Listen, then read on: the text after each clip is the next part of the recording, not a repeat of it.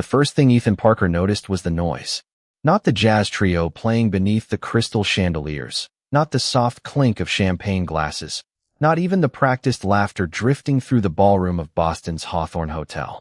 It was everything at once, layered until every sound seemed to press against his skin. Conversations overlapped. Shoes clicked across polished marble. Someone laughed too loudly near the bar. Camera shutters snapped as donors posed beneath a wall covered with gold lettering.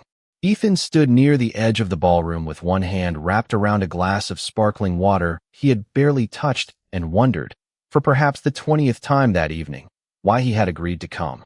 His best friend, Caleb, had called the charity gala a harmless networking opportunity.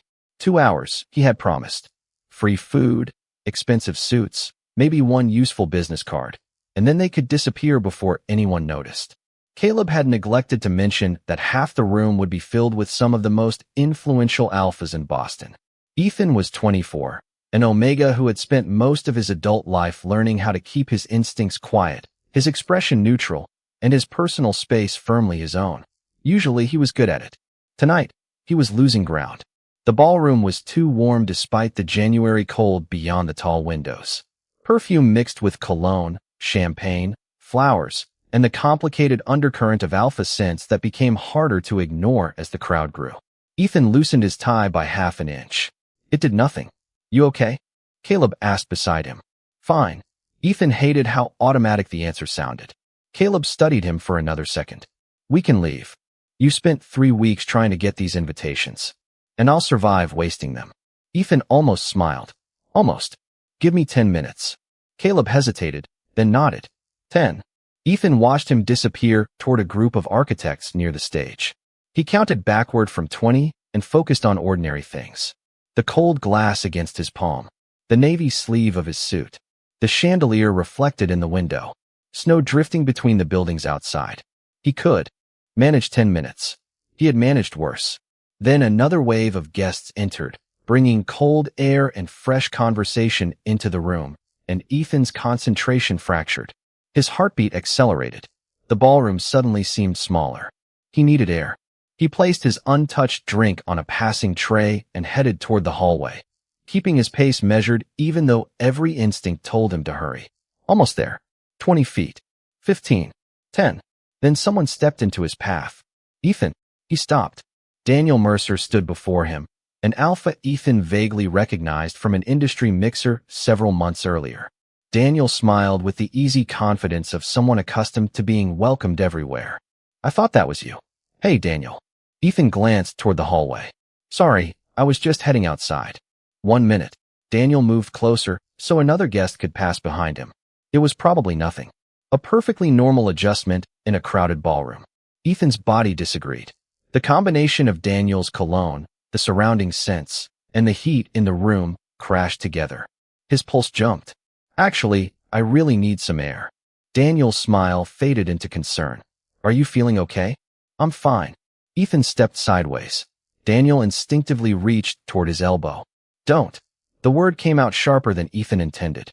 Daniel immediately pulled his hand back. "Sorry." "No, I'm sorry. I just need." Ethan couldn't finish. The room tilted without actually moving. His breathing became too shallow. Embarrassment arrived right behind the panic. People were beginning to notice.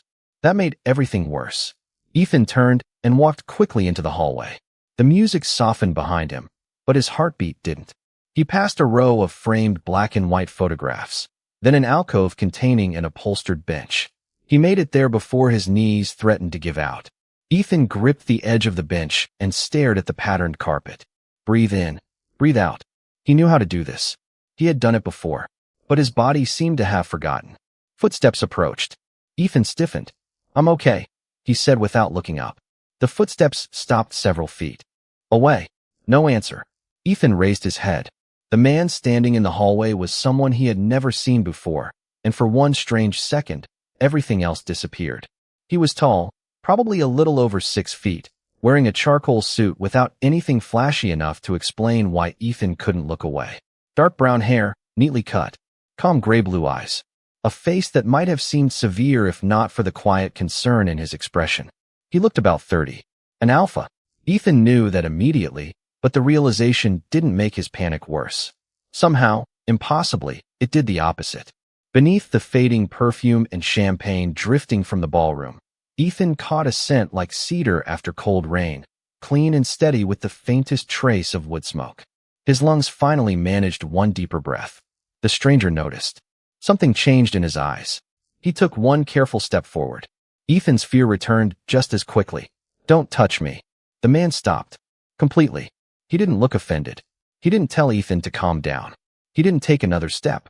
Instead, after a moment, he slowly lowered himself into a crouch several feet away, bringing himself closer to Ethan's eye level while leaving the space between them untouched.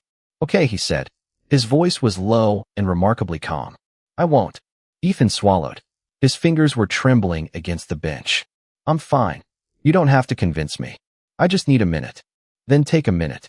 Something about the answer unsettled Ethan because it asked nothing from him. The stranger remained where he was. Behind them, the ballroom doors opened briefly, releasing another burst of music and conversation into the hallway. Ethan flinched. The man's gaze stayed on him. "Look at me," he said softly. Ethan almost refused on principle. "Not them. Just me." Ethan looked. Gray-blue eyes held his without pressure. "Good," the stranger said. Slow breath. Ethan inhaled. Cedar. Rain. Wood smoke. The hallway seemed to steady. Again, Ethan breathed in once more. His pulse was still fast, but no longer racing out of control. The stranger didn't move closer. "That's it." Ethan stared at him, confused by the strange certainty spreading through his body. He had never met this man. He should have wanted distance. Instead, some quiet, instinctive part of him felt as though it had spent years recognizing an absence and had only now discovered what belonged there. The thought frightened him more than the crowded ballroom had. "Who are you?" Ethan asked. The stranger opened his mouth, but before he answered, someone called from farther down the hallway. "Mr. Hayes?" The man glanced toward the voice. Ethan caught the name. "Hayes." Then the stranger looked back at him. "Mason." Ethan repeated it silently. "Mason." The name settled somewhere too easily. Mason rose slowly, still careful not to approach. "Can I get your friend?" "How do you know I came with someone?" "You kept looking toward the ballroom like there was somebody in there you trusted." Ethan blinked. "You notice a lot." Occupational hazard. For the first time, the corner of Mason's mouth lifted slightly. It transformed his face, not into something warm exactly, but something unexpectedly human. Cool, controlled, and somehow gentle at the edges. Ethan's breathing had nearly returned to normal. He should have thanked him and found Caleb. Instead, he stayed where he was. Mason did too. For several seconds, neither spoke. Then a server pushed open the ballroom doors again, and a stronger rush of scents rolled into the hallway. Ethan barely noticed them. All he could smell was cedar and rain. Mason's expression changed. The hint of amusement disappeared. His eyes widened almost imperceptibly, and he inhaled as though he had suddenly encountered something impossible. "What?" Ethan asked. Mason didn't answer. "Why are you looking at me like that?" "I'm sorry." Mason took a step backward now, not forward. "I shouldn't." That frightened Ethan in an entirely different way. "Shouldn't what?" Mason looked toward the ballroom, then back at Ethan. His composure had developed its first crack. "What's your name?" "Ethan." Mason went completely still. Ethan could hear the distant jazz again, the elevator bell at the far end of the corridor, the winter wind tapping faintly against a nearby window. Then Mason whispered something so quietly. Ethan almost convinced himself he had imagined it. "Mate." Ethan's stomach dropped. "What did you say?" Mason's expression told him he had heard correctly. Ethan stood too quickly. "No, Ethan, no." Mason lifted both hands slightly, showing he wasn't going to stop him. "Okay." But Ethan was already backing away. Every lesson from childhood, every warning about instinct and bonds and omegas surrendering choices they could never recover, rushed through his mind at once. He didn't know Mason Hayes. He didn't care how safe that voice had made him feel or how impossible it was that one stranger's scent had quieted an entire ballroom inside his head. He wanted his choices to belong to him. "Don't follow me." Pain flickered across Mason's face, gone almost before Ethan could identify it. "I won't." Ethan turned. He walked quickly at first, then faster, toward the elevators. He refused to look behind him. The elevator doors opened almost immediately. Ethan stepped inside and pressed the lobby button. Only when the doors began sliding shut did he finally glance back. Mason was exactly where Ethan had left him. He hadn't followed. He hadn't even moved. Their eyes met across the hallway as the gap between the elevator doors narrowed. Ethan expected relief. Instead, something inside his chest pulled so sharply toward the man standing alone beneath the golden hallway lights that Ethan instinctively took half a step toward him. The doors closed. The connection vanished from sight, but the feeling remained. Ethan stared at his reflection in the mirrored wall, breathing hard for an entirely new reason. He had spent his whole life believing fate was something people invented when they were afraid to make their own decisions. Tonight, fate had looked him directly in the eyes, respected his request not to be touched, and let him walk away. For the next 6 days, Ethan tried to turn Mason Hayes into an ordinary memory. It should have been easy. They had spoken for less than 10 minutes in a hotel hallway, and Ethan had walked away without even giving Mason his last name. Boston held hundreds of thousands of strangers. One alpha should have disappeared into that enormous crowd, without leaving a trace. Instead, Ethan woke before sunrise every morning with the impossible memory of cedar and cold rain lingering at the edge of his senses. On Monday, he caught the scent while waiting for coffee and turned so quickly that the woman behind him nearly bumped into his shoulder. Mason was not there. On Tuesday, Ethan smelled wood smoke outside his apartment and searched the sidewalk before realizing it came from a restaurant across the street. By Wednesday, he was irritated with himself. By Thursday, he had started sleeping badly. Caleb noticed during lunch on Friday. "You look exhausted." Ethan stirred his soup. "Thank you for that extremely supportive observation. I mean more exhausted than usual." "Work." Caleb gave him a skeptical look. Ethan concentrated on his spoon. He had never told Caleb what Mason whispered in the hallway. Saying the word aloud would make it real, and Ethan was not ready to give one strange moment that kind of power. He had grown up hearing stories about destined bonds, as though they were gifts wrapped by the universe itself. His parents believed finding a mate was the happiest thing that could happen to an Omega. Ethan had always heard something different beneath those stories. Inevitability. Obligation. A future decided before anyone asked what he wanted. So he went to work, answered emails, attended meetings, bought groceries, and tried to prove that his life remained entirely ordinary. What Ethan did not know was that Mason could have found him before breakfast the morning after the gala. The Hayes name opened doors across Boston, and identifying a guest from a charity event would have required little more than one telephone call. Mason made none. He had promised not to follow Ethan, and apparently Mason Hayes treated even frightened requests made in hotel hallways as promises worth keeping. Monday morning of the following week, Ethan arrived at Calder Design Group just before 8. The office occupied the 19th floor of a glass tower overlooking the Charles River, and the winter sky beyond the windows was pale gray. Everyone seemed unusually alert. His co-worker Jenna intercepted him near the elevators. "Did you forget?" "Forget what?" "The restructuring meeting." Ethan groaned. Their company had spent months negotiating with an investment group after a difficult year. Today, apparently, someone important was arriving to explain what happened next. "Conference room at 8:30, Jenna said. "Management wants everybody there." Ethan poured coffee and joined the others. At 8:28, the conference room door opened. Ethan heard the voice before he saw the man. Calm. Low. Familiar. His coffee cup stopped halfway to his mouth. Mason Hayes entered beside two executives. Charcoal suit. Dark hair. Gray-blue eyes. The same impossible stillness. Ethan forgot to breathe. Mason was listening to the chief financial officer when his gaze moved across the room and found Ethan. For one heartbeat, his professional expression vanished. Surprise. Recognition. Then control returned. Mason did not approach him. He did not acknowledge what had happened between them. He simply took his seat and began the meeting. Ethan learned that Hayes Capital had become the primary investor overseeing Calder's restructuring, and Mason had been assigned to lead the transition. The universe, Ethan decided, had a terrible sense of humor. For 40 minutes, Mason discussed budgets, staffing, and long-term plans without looking directly at Ethan again. He was precise without being cold and firm, without humiliating anyone. Ethan found that almost more distracting than arrogance would have been. When the meeting ended, employees spilled into the hallway discussing everything they had heard.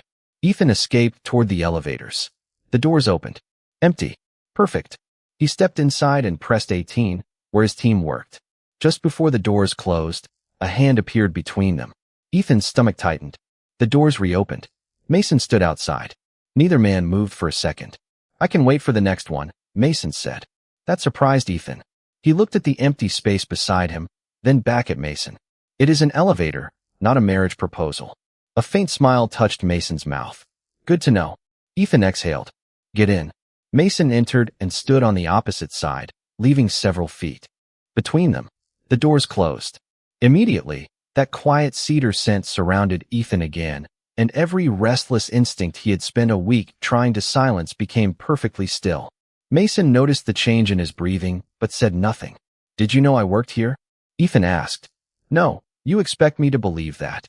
Mason met his eyes. "I promised I would not look for you." The elevator began descending. Ethan studied his face, searching for some sign of manipulation and finding none. "And you did not?" "No, why?" Mason seemed genuinely puzzled by the question. "Because you asked me not to." Ethan had prepared himself for pursuit. He had prepared himself for pressure, certainty, even some grand speech about destiny. He had not prepared himself for respect. The elevator chimed at the 18th floor. The doors opened behind Ethan. He should have stepped out immediately. Instead, he remained there for one unnecessary second, looking at Mason. "I guess I will see you around." Mason's expression softened. "Only if you want to." Ethan walked into the hallway. The doors closed behind him, and 3 steps later he realized something deeply inconvenient. For an entire week, he had been afraid Mason would come looking for him. Now that Mason had not, some hidden part of Ethan had begun wondering why he wished he had. By Tuesday afternoon, Ethan had discovered that avoiding Mason Hayes was considerably more difficult when Mason worked 3 floors above him. Not because Mason sought him out. That would have been easier to understand. Mason did exactly what he had promised. He never appeared beside Ethan's desk without a business reason. He never sent personal messages. During meetings, he addressed Ethan with the same professional courtesy he gave everyone else. Somehow, that made Ethan notice him more. He noticed Mason always arrived early. He noticed he listened without interrupting junior employees. He noticed that when disagreements became tense, Mason lowered his voice instead of raising it. Most inconveniently, Ethan noticed whenever Mason entered a room before he even looked up. Cedar. Cold rain. That quiet scent reached him, and something inside Ethan immediately settled. By Thursday, rumors had begun circulating through Calder Design Group. Jenna dropped into the chair beside Ethan during lunch and lowered her voice. "Apparently Mason Hayes does not date." Ethan kept his attention on his sandwich. "Why would I care?" "I did not say you cared. Your face said it." Jenna grinned. "People upstairs say his family has introduced him to half the eligible Omegas on the East Coast." "Nothing. He turns everyone down." Ethan took another bite and pretended this information meant nothing. That afternoon, he found Mason alone in the break room pouring coffee. Ethan almost turned around. Mason noticed him in the reflection of the window. "You can come in. I am leaving." There it was again. Space. Always space. Ethan stepped inside. "You do not have to leave every room because I enter it." Mason set the coffee pot down. "I am trying to respect what you asked for. I asked you not to follow me that night. You also looked terrified when I said what I said." Ethan glanced toward the open doorway. "Can we not discuss that here?" "Of course." Mason picked up his cup. Ethan should have let him leave. Instead, he heard himself say, "Whatever happened at the hotel, pretend it did not." Mason stopped. His expression remained calm, but something quiet changed behind his eyes. "If that is what you want." Ethan had expected an argument. "That is all. What else should there be?" "I do not know. You seemed pretty certain that night." "I was. And now?" Mason held Ethan's gaze. "What I believe does not give me permission to decide what you believe." Then he walked out. Ethan stood beside the coffee machine feeling strangely dissatisfied with getting exactly what he had requested. Over the next several days, Mason became almost perfectly professional. No lingering looks. No accidental conversations. No private acknowledgement of the strange connection between them. Ethan told himself he was relieved. His instincts were less convincing. On Friday evening, Calder hosted a small client reception in the office lounge. Ethan was discussing a design proposal with Ryan Cole, an alpha from a local development firm. Ryan was friendly, funny, and uncomplicated, When Ethan made a dry joke about impossible client deadlines, Ryan laughed hard enough to nearly spill his drink. "You are much funnier outside meetings," Ryan said. "That sounds suspiciously like an insult." It was supposed to be a compliment. Ethan smiled. Across the room, Mason was speaking with two executives. Ethan felt his presence before he looked. Their eyes met. Mason glanced briefly at Ryan, then returned his attention to the conversation in front of him. Nothing else. No interruption. No territorial display. No visible jealousy. Ethan should have appreciated it. Instead, 5 minutes later, he realized he had stopped listening to Ryan. "Sorry," Ethan said. "Long week." Ryan smiled. "Coffee sometime. Somewhere without spreadsheets." It was a simple invitation. Ethan could say yes. Maybe he should. Ryan was attractive, kind, and standing directly in front of him. Mason was 30 feet away and had made no claim on Ethan whatsoever. "Sure," Ethan said. The word felt oddly hollow. Ryan brightened. "Great. Monday works." When Ethan looked across the room again, Mason was gone. The absence struck harder than his presence ever had. Ethan excused himself and walked toward the windows, annoyed with his own reaction. Snow had started falling over Boston, soft flakes disappearing against the dark Charles River. He pressed his fingertips against the cold glass. This was what he wanted. Choice. Normalcy. Distance from a bond he had never requested. Yet the room suddenly felt louder without Mason in it. The scents sharper. The air less steady.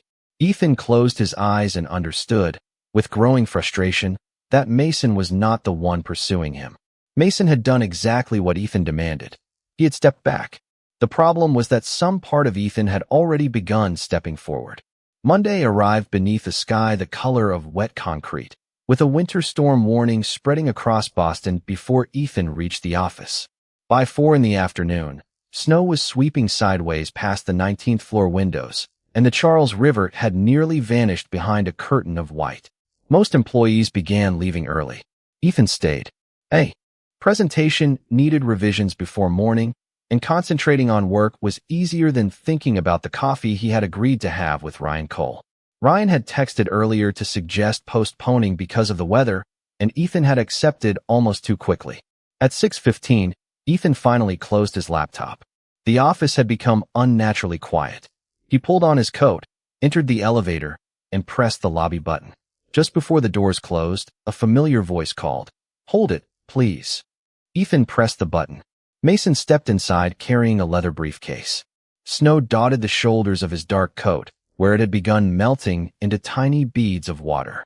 "Thanks," Mason said. "Of course." The doors closed. For several floors, neither spoke. Ethan became painfully aware of everything. The soft mechanical hum, the fluorescent light overhead, the faint scent of coffee on his own coat, and beneath it all, cedar and cold rain. Mason stood on the opposite side exactly as he had the previous time. Distance. Always distance. Ethan looked at the illuminated numbers above the doors. 16, 15, 14. The elevator suddenly shuddered and stopped. The lights blinked once, twice, then went dark. A dim emergency light appeared near the floor. Ethan's stomach dropped. "It is probably the storm," Mason said calmly.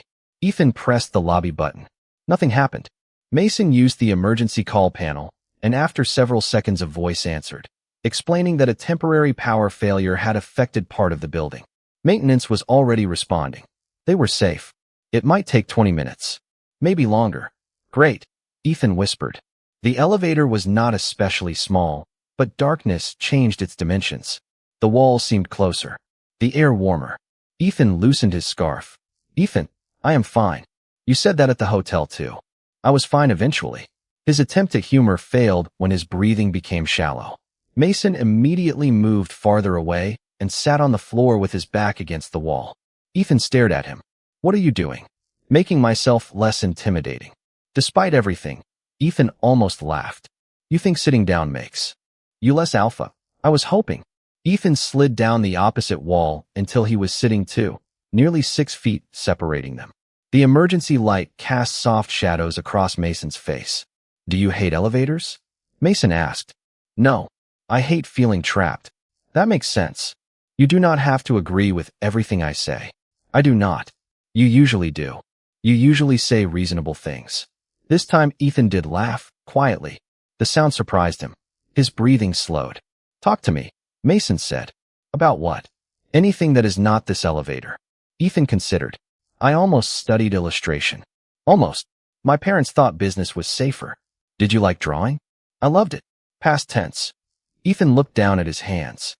"I stopped making time for it." Mason was silent for a moment. "That sounds different from stopping loving it." Ethan lifted his eyes. "What about you? What about me? You know something about me now?" "Fair trade." Mason leaned his head against the wall. "I wanted to teach history." Ethan blinked. "You? Your confidence is inspiring." "I am trying to imagine Mason Hayes explaining the American Revolution to 16-year-olds. I would have been excellent. Terrifying, maybe." Mason smiled, and the darkness made the expression feel strangely private. "My family had other plans." Ethan understood that sentence more deeply than he wanted to. "Mine too." For several seconds, the elevator became quiet again, but no longer uncomfortable. Ethan could hear Mason breathing. Steady, unhurried. His own breathing unconsciously matched it. "My parents believe a mate bond is the greatest gift an Omega can receive," Ethan said suddenly. Mason's smile disappeared. Ethan continued before he could lose his nerve. "When I was growing up, every story ended the same way. You meet the person fate chose, and everything before that becomes irrelevant. Your plans, your doubts, your choices. Everyone called it romantic. You did not." It sounded like losing ownership of my own life. Mason looked at him for a long moment. "That is why you ran." "Yes." Ethan swallowed. "And because you looked at me like you already knew something about my future that I did." "Not. I am sorry. Do not apologize for knowing. Just tell me the truth." Mason's shoulders became still. "What truth?" Ethan could hear his heartbeat again, but this time it was not panic. "At the hotel. Were you guessing?" Mason looked away briefly, then back. "No, how certain were you?" "Completely." Ethan's fingers tightened around the edge of his coat. "When did you know?" Mason answered quietly. "The second I caught your scent." The emergency light flickered. Ethan barely noticed. "Then why have you done nothing?" Mason frowned. "What do you mean?" "You have influence. Money. You could have found me. You could have pressured me. You could have told everyone at Calder. You have not even asked me to have coffee." Mason's expression softened with something that looked almost sad. "Because being my mate does not make you mine." Ethan stopped breathing for one heartbeat. Mason continued, his voice gentle. "Whatever this bond means biologically, it does not erase your right to decide who belongs in your life. If you never choose me, I will respect that." A mechanical hum suddenly returned above them. The ceiling lights came on, painfully bright after the darkness. The elevator began moving. Ethan blinked against the light. Mason stood and offered his hand, then seemed to remember himself and started lowering it. Ethan looked at that hand. For weeks, Mason had refused to cross every boundary Ethan placed between them. This time, Ethan crossed one himself. He reached out and took it. For several seconds after the elevator started moving again, Ethan forgot they were holding hands. Mason's palm was warm, his grip gentle enough that Ethan could have pulled away without effort. There was no pressure in it, no claim, only an offered point of balance that Ethan had chosen to accept. When the elevator reached the lobby, Ethan released him first. Mason said nothing about it. Outside, the storm had covered downtown Boston in several inches of snow, and traffic crawled beneath glowing streetlights. Ethan expected Mason to disappear into a waiting car. Instead, Mason stood beneath the hotel-style awning of the office tower and looked toward him. "Can you get home?" "Safely. The subway is still running." "All right." That was it. No offer Ethan might feel obligated to accept. No excuse to extend the evening. Mason turned toward the curb. "Mason." He stopped. Ethan almost lost his nerve. "Coffee." Mason looked back. "Coffee. You have apparently been waiting for me to ask." A slow smile appeared. "I have." They found a small cafe 2 blocks away that was still open despite the weather. What was supposed to be 20 minutes became almost 2 hours. They talked about ordinary things, which somehow felt more intimate than discussing the bond. Ethan learned Mason preferred old bookstores to expensive restaurants, hated reality television, and still read history books for fun. Mason learned Ethan secretly kept a sketchbook in his apartment even though he had not drawn seriously in years. After that night, something changed. Ethan stopped measuring every interaction as a threat to his independence. On Wednesday, he brought Mason coffee before a morning meeting. On Friday, Mason sent him the address of a used bookstore in Cambridge with a simple message saying he thought Ethan would like it. Saturday afternoon, Ethan went there and found Mason waiting outside only because Ethan had invited him. They spent 3 hours wandering narrow aisles. Mason bought a book about early American architecture. Ethan bought a new sketchbook. You were going to use it? Mason asked as they stepped onto the sidewalk. Maybe. That sounds promising. Do not get ambitious. Mason laughed, and Ethan realized he had started collecting that sound. Days became weeks. Their connection grew through small moments rather than dramatic declarations. Coffee before work, lunch when their schedules overlapped, walks along the Charles River when the weather softened enough to make 28 degrees feel almost comfortable. Mason never mentioned destiny unless Ethan did. He never treated the bond as proof that Ethan owed him affection. That freedom made Ethan want to move closer. One evening in early February, light snow began falling while they walked through Beacon Hill after dinner. Mason stopped beneath a street lamp and checked the time. I should let you get home. Ethan frowned. You always do that. Do what? Leave first. Mason looked genuinely confused. I thought that was what you preferred. Maybe I did. The snow caught in Mason's dark hair. Ethan could smell cedar beneath the clean winter air. His heartbeat quickened, but there was no panic in it now. Mason seemed to notice and immediately stepped back. Ethan, if the bond is making this difficult, I can give you more space. There it was again. That instinct to protect Ethan's choice, even when it meant walking away. Mason turned slightly. Ethan reached out and caught the sleeve of his coat. Mason stopped. I am getting tired of you deciding I need distance every time I get nervous. I am trying not to pressure you. Then ask me what I want. Mason's eyes held his. What do you want? Ethan had spent weeks demanding that fate stay out of his decisions. Now the answer came from somewhere quieter than instinct. Stay. Mason did. Ethan stepped closer. He gave Mason enough time to understand, enough time to move away if he wanted. Mason remained perfectly still. Ethan lifted his gaze. Can I kiss you? Something warm entered Mason's expression. Yes. Ethan leaned forward and kissed him. It was brief, soft, almost cautious, but the world seemed to become astonishingly quiet around them. Snow drifted through the streetlight. Somewhere behind them, a car moved slowly along the wet road. Mason did not reach for him until Ethan took his hand first. Then the strange connection Ethan had been trying to understand for weeks suddenly sharpened. Cedar filled his senses. His heartbeat seemed to echo against something larger than himself. Warmth rushed through his chest, not painful, but overwhelming in its certainty. Ethan stepped back. Mason released him instantly. Are you okay? Ethan stared at him. The bond had never felt this clear before. For one terrifying moment, Ethan could not separate what he wanted from what his instincts wanted. I do not know. Mason's face softened. That is okay. No, it is not. Ethan backed away another step. I wanted that. I know I did. But then everything became so loud. Ethan, what if I cannot tell the difference anymore? Mason did not approach. You do not have to figure it out tonight. Ethan looked at the man he had chosen to kiss and hated that fear had returned immediately afterward. I need to go home. Mason nodded, even though disappointment briefly crossed his face. All right. Please do not follow me. The words hurt more this time. Mason absorbed them quietly. I will not. Ethan turned and walked toward the corner. After 20 feet, every instinct begged him to look back. He resisted until he reached the intersection. Then he turned. Mason remained beneath the street lamp exactly where Ethan had left him, snow gathering on his shoulders, making no attempt to close the distance Ethan had created. Ethan faced forward again and continued home, carrying the frightening realization that the kiss had not scared him because it felt wrong. It had scared him because, for the first time, choosing Mason had felt completely right. For 3 days, Ethan heard almost nothing from Mason. There were no personal messages, no coffee waiting near his desk, and no invitations disguised as casual suggestions. At work, Mason remained courteous and professional, but the quiet distance between them felt different now. Ethan had asked for space, and Mason had given him so much of it that Ethan finally understood how much room Mason had begun occupying in his life. On Thursday morning, Ethan entered a project meeting expecting to find Mason at the head of the table. Instead, a woman from Hayes Capital named Rebecca Lawson introduced herself as the new executive overseeing Calder Design Group. Ethan tried to ignore the disappointment that followed. After the meeting, he caught Jenna near the conference room door. "Where's Mason?" Jenna raised an eyebrow. "Mason Hayes. Obviously. He transferred off the Calder project." Ethan stared at her. "When?"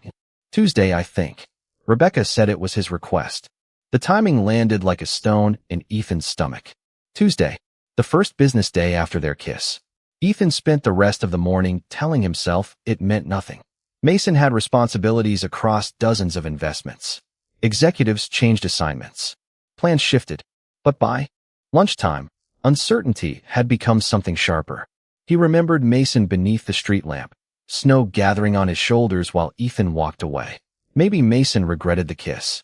Maybe respecting Ethan's boundaries had finally become exhausting. Maybe Mason had decided the simplest solution was removing himself entirely. Ethan hated how much the possibility hurt. That afternoon, he went upstairs intending to ask Mason directly. His office was empty. An assistant told Ethan that Mason was at Hayes Capital headquarters for the rest of the week. Ethan nearly left, but voices from a nearby conference room stopped him when he heard Mason's name. The door stood partly open. Rebecca was speaking to another executive. He requested removal because of the conflict. There was no documented conflict. There would have been if he stayed. An employee at Calder is personally important to him. Ethan froze. Rebecca continued, unaware he was outside. Mason refused to supervise any company where that person's career could be affected by his decisions. He was very clear about it. Ethan stepped away before he heard more. The truth rearranged everything. Mason had not transferred because he regretted Ethan. He had transferred because he cared enough to remove the imbalance between them. Ethan took out his phone, stared at Mason's name, then put it away. He needed to think before calling. That evening, Mason was having a very different conversation across town. Hayes Capital occupied the upper floors of a tower overlooking Boston Harbor, and Mason stood beside the windows of his father's office, while Richard Hayes regarded him with controlled disappointment. "You removed yourself from a major acquisition because of an omega," Richard said. Mason's expression remained calm. "I removed myself because continuing would create a conflict of interest. Do not reduce this to corporate policy. Your mother heard about the bond." Mason's jaw tightened. "From whom?" "That is irrelevant." "It is relevant to me." Richard folded his hands on the desk.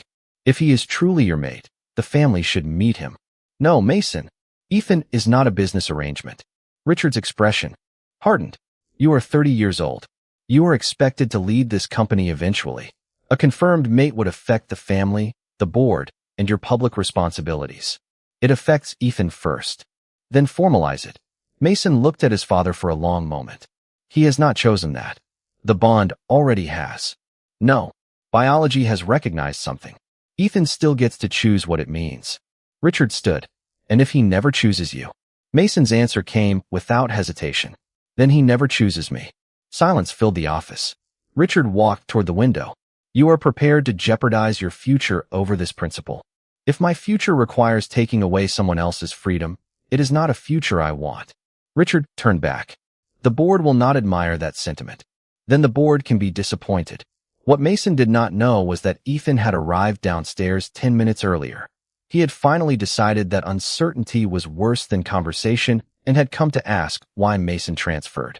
An assistant sent him upstairs after confirming Mason was still in the building. Ethan reached the executive corridor just as the office door opened. Richard Hayes stepped out first. His eyes settled on Ethan with immediate recognition. "You must be Ethan Parker." Ethan's pulse stumbled. "Yes." Richard studied him briefly. "I see." Mason appeared behind his father and stopped cold. "Ethan." Richard looked between them. Apparently the conversation has arrived on its own. "Dad, leave him out of this." The protective sharpness in Mason's voice surprised Ethan. Richard gave his son a measured look before walking away.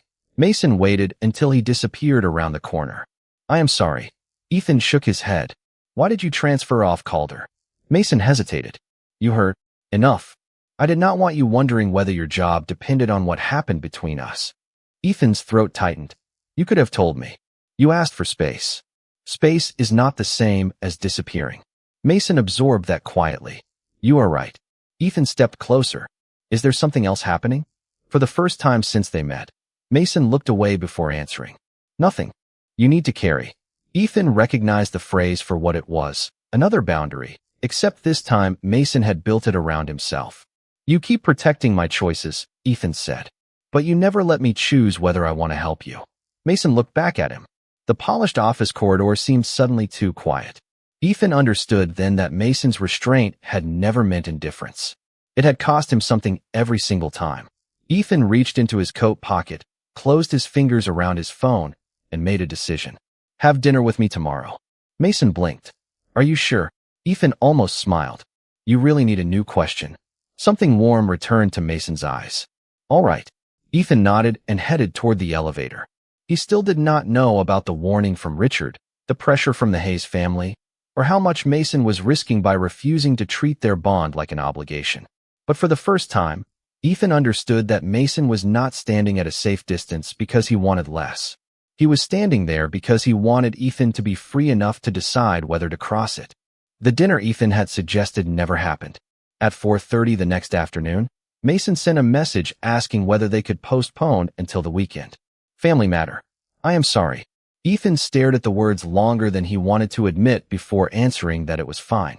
He tried to believe it was. By Monday, Mason still had not suggested another time. By Wednesday, Ethan had begun to feel the familiar uncertainty creeping back into every quiet moment. Mason remained polite whenever they crossed paths, but something had changed. His smile came slower. His eyes looked tired. Even his scent seemed muted beneath the careful control he carried everywhere.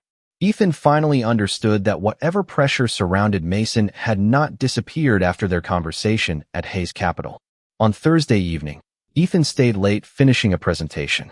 Shortly after 7, he went upstairs to deliver revised documents to Rebecca. The executive floor was nearly empty. As Ethan approached the conference room, he heard voices through a door that had not completely closed. He recognized Richard Hayes immediately. You have already removed yourself from Calder. Now you are refusing the succession committee meeting. Mason answered quietly. I asked for time. Because of him. Ethan stopped. Because I need to decide what kind of life I want. Richard sighed. Before Ethan Parker appeared, you knew exactly what your responsibilities were. Ethan felt cold. Mason replied, but his voice was lower now, and Ethan caught only fragments. Family. Board. Choice. Then Richard spoke clearly. You are willing to lose everything you spent 15 years building for someone you barely know. Ethan stepped backward. He did not wait to hear Mason's answer. The elevator ride down felt much longer than 19 floors. By the time Ethan reached the lobby, one thought had settled painfully into place. Mason was dismantling his future because of him. Ethan had spent his entire life fearing that a mate bond would steal his choices. He had never considered that it might steal Mason's too. The next morning, Ethan sent one message. Can we talk tonight? Mason replied within a minute. Of course. They met after work along the Charles River, where bare trees stood against a pale February sky and patches of old snow remained beside the walking path. Mason arrived first. What happened? He asked. Ethan shoved his hands into his coat pockets. I heard you arguing with your father. Mason became still. How much? Enough. Then you did not hear everything. I heard him say you could lose everything because of me. That is not what is happening. You transferred off Calder. You are fighting with your family. You are missing meetings. Those are my decisions. Exactly. Ethan looked at him. And I am the reason you are making them. Mason stepped closer, then stopped himself. You are not responsible for my relationship with my family. Maybe not. But this started when you met me. Ethan, I cannot do this. The words hurt as soon as they left his mouth. Mason's face changed, but his voice remained gentle. What are you asking me? Ethan forced himself to continue. I want the bond to stop deciding things for us. I want you to go back to your life, and I need to go back to mine. Is that what you want? Ethan looked toward the river because looking at Mason made lying nearly impossible. It is what makes sense. That was not my question. Ethan swallowed. Mason waited. He always waited. That patience made everything worse. If you really care about me, Ethan said quietly, let me go. For the first time, Mason's composure almost broke. His eyes closed briefly. When they opened again, there was no anger in them. Only sadness. Okay. Ethan stared at him. Some irrational part of him had expected Mason to argue this time. Okay. You asked me to let you go. Mason drew a slow breath. So I will. The simplicity of it struck harder than any argument could have. You are not going to tell me I am making a mistake? Would it change your decision? Ethan could not answer. Mason nodded as though the silence had answered for him. Then I will respect it. He stepped backward. Cedar and cold rain faded beneath the winter air. Take care of yourself, Ethan. Mason turned and walked away. Ethan remained beside the river, watching until the dark shape of Mason's coat disappeared among the evening pedestrians. He had wanted proof that his life still belonged to him. Now he had it. No invisible force stopped Mason. No bond dragged him back. No alpha refused Ethan's decision. The choice was entirely his. That should have felt like freedom. Instead, the city seemed strangely empty. Ethan walked home alone, made dinner he barely touched, and placed his new sketchbook on the kitchen table. He opened it for the first time. Without thinking, he began drawing. A street lamp. Falling snow. A tall man standing alone beneath it. Ethan stopped when he realized whose face his pencil had begun to form. He stared at the unfinished sketch for a long time. Then the truth arrived with painful clarity.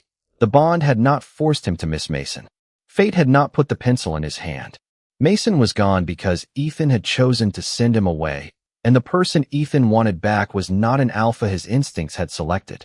It was the patient man who had always stopped when Ethan said stop, stayed when Ethan asked him to stay, and walked away when Ethan asked him to leave. The first week without Mason felt strangely ordinary, which somehow made it worse. Ethan went to work, answered emails, attended meetings, and took the subway home through streets beginning to show the first hints of March. Nobody asked why he was quieter. Nobody knew that every elevator ride reminded him of sitting 6 feet away from Mason in the dark, or that every coffee shop window brought back an evening when 2 hours had disappeared like 20 minutes. Ethan kept drawing. At first, he told himself it was only something to occupy his hands. Then his sketchbook began filling with pieces of a life he had pretended not to miss. The Charles River beneath winter clouds, narrow bookstore aisles, snow beneath a Beacon Hill street lamp, a coffee cup beside a history book. Mason appeared indirectly in almost every page. 2 weeks passed before Ethan finally admitted what the drawings were telling him. He had succeeded in separating himself from the bond, yet his feelings had remained. On Monday morning, Jenna appeared beside his desk carrying 2 coffees. I heard something strange upstairs, she said. Ethan kept looking at his monitor. That sounds dangerous. Mason Hayes resigned from the succession track. Ethan looked up. What? Apparently, he is leaving Hayes Capital too. The room seemed to lose sound. Leaving for where? I do not know. Someone said New York. Someone else said he is starting his own firm. Ethan stood before he realized he had moved. When? Soon. Maybe today. Ethan reached for his phone. Mason's name was still there. He had not deleted it because deleting it had felt theatrical. His thumb hovered over the screen. Calling would be easy. Calling would also give Ethan time to hide behind careful words. He suddenly did not want careful words anymore. Jenna, I have to go. Is everything okay? Ethan grabbed his coat. I hope so. He called Rebecca from the elevator. She hesitated when he asked about Mason, then finally said, he mentioned taking the afternoon train from South Station. Ethan reached the lobby and stepped into the cold. South Station was less than a mile away, but downtown. Traffic was barely moving. He started walking quickly, then running when the pedestrian lights allowed it. His lungs burned in the sharp air. His coat flapped behind him. At every intersection, he imagined arriving 1 minute too late. By the time he entered the station, his hair was windblown and his breathing uneven. Travelers moved beneath the departure boards carrying backpacks, rolling suitcases, coffee cups, and winter coats. Ethan searched faces. Nothing. Then he caught it. Cedar. Cold rain. Faint but unmistakable. He turned. Mason stood near one of the departure gates with a suitcase beside him and a dark coat folded over one arm. He looked tired, but peaceful in a way Ethan had not seen before. Ethan stopped several yards away. Mason looked up. Surprise crossed his face. Ethan. Ethan tried to answer, but he was still catching his breath. Mason immediately stepped forward, then stopped himself out of old habit. Are you all right? I ran. Mason glanced toward the entrance. Why? Ethan almost laughed because there were 100 complicated answers and only one true one. Because apparently you were leaving Boston. Only for a few days. I have meetings in New York. Ethan stared at him. Jenna made it sound permanent. I am leaving Hayes Capital. Mason paused. Not Boston. Relief hit Ethan so strongly that he closed his eyes. When he opened them, Mason was watching him carefully. Why did you leave the company? Ethan asked. Because my father was right about one thing. I spent 15 years building a future without ever asking whether I wanted it. Was that because of me? No, Mason shook his head. Meeting you made me start asking questions. The answers are mine. Ethan felt something inside him settle. Mason looked toward the departure board, then back. Ethan, why are you here? This was the moment Ethan had feared for weeks. Except now there was no ballroom, no dark elevator, no overwhelming scent confusing his thoughts. Just a crowded American train station on an ordinary Monday afternoon. I thought I wanted freedom from the bond, Ethan said. And you gave it to me. Mason remained silent. You walked away when I asked. You did not. Cole, you did not chase me. You gave me exactly what I said I wanted. I thought that was the right thing. It was. Ethan stepped closer, because then I finally had no one to blame for what I felt. Mason's expression softened, but he still did not move. Are you sure this is not the bond pulling you back? Ethan had expected the question. He looked directly into Mason's gray-blue eyes. No. The bond did not make me fill half a sketchbook with places that remind me of you. It did not make me miss your terrible jokes about history. It did not make me run almost a mile through downtown Boston because I thought I might lose the chance to tell you this. Mason's breath caught. Ethan crossed the remaining distance between them. Did the bond bring me here? He said softly. No, I did. Mason looked at Ethan as though the station had emptied around them, though travelers continued passing with suitcases and paper cups while departure announcements echoed overhead. You came all this way to tell me that? He asked. Ethan finally smiled. I also came because Jenna gave me terrible information and made me think you were disappearing forever. A quiet laugh escaped Mason. Ethan had missed that sound more than he expected. Then Mason's expression turned serious again. I need to ask you something. I know. Are you sure? Ethan shook his head with affectionate disbelief. There it is again. It matters. Then listen carefully. Ethan moved closer until only a comfortable space remained between them. I spent my whole life thinking that if fate chose someone for me, then my own choice would stop mattering. That was what scared me. But you never asked me to surrender anything. Every time I needed room, you gave it to me. Every time I asked you to stop, you stopped. Even when letting me go hurt you, you still did it. Mason lowered his gaze for a moment. Ethan continued. Maybe fate arranged the first meeting. Maybe biology explains why I noticed you in a room full of people. But none of that explains why I like hearing you talk about history, why I bought a sketchbook because you reminded me that I love drawing, or why coffee tastes strangely disappointing when you are not sitting across from me. A smile touched Mason's face. That last one sounds scientifically significant. Do not ruin my speech. Sorry. Ethan laughed, and the last of his fear loosened. I am not choosing a bond, Mason. I am choosing you. Mason did not reach for him immediately. Instead, he waited, giving Ethan one final open space in which to change his mind. Ethan closed it himself and took Mason's hand. I am sure about you. Mason's fingers folded gently around his. Then I choose you too. Ethan leaned forward, and their kiss was brief and tender, surrounded by the ordinary movement of the station. No dramatic certainty descended from somewhere above them. No invisible force decided what tomorrow would look like. There were simply two men standing together while Mason's train began boarding behind them. When they separated, Ethan glanced toward the gate. You are going to miss your train. Mason checked the clock. There is another one in 2 hours. You have meetings. Tomorrow morning. Ethan raised an eyebrow. And here I thought you were responsible. I am reconsidering my priorities. They found a small cafe inside the station and spent the next hour talking about everything that came after choosing each other. Not promises for forever made in one afternoon, but smaller things. Dinner when Mason returned from New York. A weekend visit to the bookstore in Cambridge. Ethan showing Mason his sketches, though he warned him that criticism would result in immediate coffee privileges being revoked. Mason agreed to the terms. Spring arrived slowly in Boston.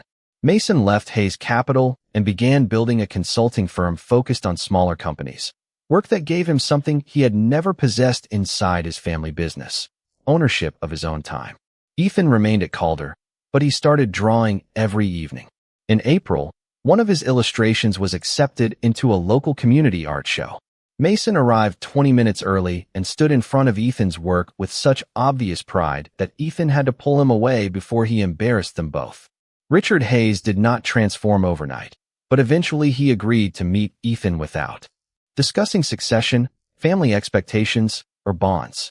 It was imperfect progress, and Mason seemed satisfied with that. Months later, Ethan and Mason attended another charity event at the Hawthorne Hotel. When Ethan entered the ballroom, he remembered the noise that had once overwhelmed him. This time, he heard music, laughter, and Mason quietly asking whether he wanted sparkling water. "I am good," Ethan said. Later, they wandered into the familiar hallway. Ethan stopped beside the same upholstered bench where Mason had once crouched several feet away because a frightened stranger had told him not to come closer. Mason recognized it too. "Still feel like running?" he asked. Ethan pretended to consider the question. Then he slipped his hand into Mason's. "Only if you were running with me." Mason smiled, and they walked toward the elevators together. On the ride down, Ethan rested his new sketchbook beneath one arm, while Mason held two coats over his shoulder. Their dinner reservation was at a tiny Italian restaurant 3 blocks away. Afterward, they planned to walk home if the weather stayed clear. Tomorrow Ethan would work. Mason had an early meeting. There would be groceries to buy, laundry to fold, drawings left unfinished, arguments neither could predict, and mornings when one of them forgot to make coffee. Nothing about their future was guaranteed. Ethan had discovered that this was precisely what made it beautiful. The doors opened onto the lobby, and neither man hurried. They stepped outside into a mild Boston evening, turned toward home, and disappeared into the city side by side.